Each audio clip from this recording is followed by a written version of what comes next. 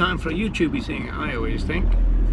And so I'm also in a traffic jam as well, which is because normally I mentioned in the last video that I got the VIP ink, or I normally get it before the football, so that means I normally leave a bit earlier, so I miss all this traffic that I'm now encountering. Oh well, that's the way it goes. So I thought I'd do this one because I put my bike in for a service, my push bike, because the front wheel's all screwed and it just needs a general looking to, and I don't really have the time. And on the way back I saw someone wearing one of those Lush stop animal testing bags. Actually, it's funny because it looked like that from a distance. It turned out that when they crossed the road over towards me, it wasn't that, but I thought it was. And my first thought was, I wonder if they're vegan.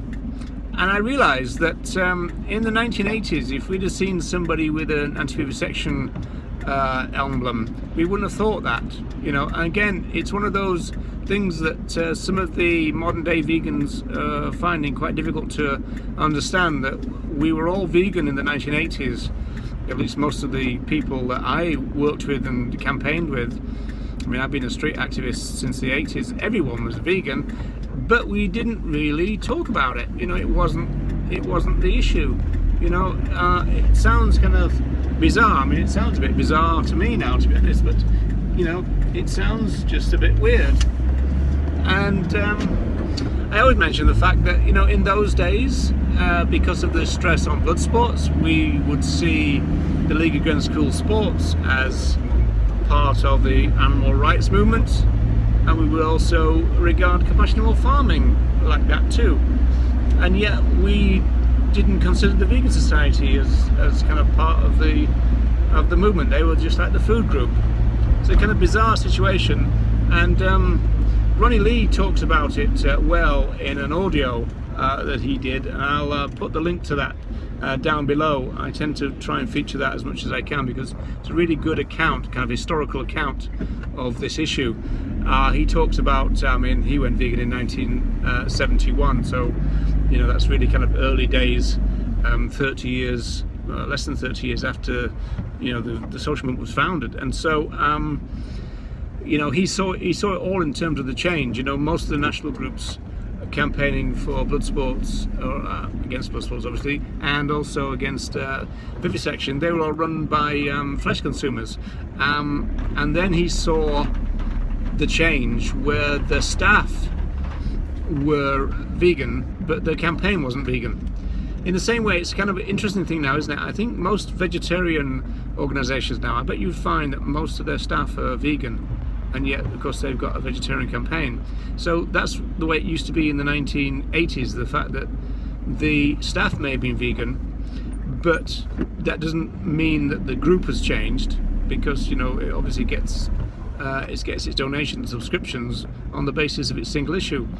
And that's one of the things that tend to confuse people like Bob Linden. He's always confused about the fact that you've got people like Paul Shapiro, vegan, working for the HSUS in North America. It doesn't make any difference, because it just means you've got a vegan working for a non-vegan group, you know, and that's the way it kind of was in those days.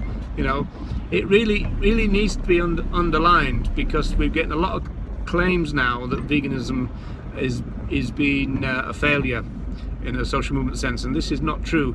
In fact, in terms of veganism being central to what we do, it's very new. We've only just started this century, the 21st century. You know, even a group like Vegan Outreach in North America didn't really get going until the mid to late 1990s. You know, Gary Francione was still describing himself as a vegetarian in 1996. We are talking about a new idea. The idea of veganism being very central to what we do is new. So if you're a vegan educator, don't be put off. Take heart in the fact that historically we've only just begun. Keep at it. Don't let any vegan strategist, vegan and strategist in inverted commas, tell you that we need to engage in reducetarianism or anything else. apart from veganism, and don't let them tell you that veganism is a scare word. And if it is a scare word, then let's let's communicate better and make sure that's not the case, because there's nothing more important than getting more vegans.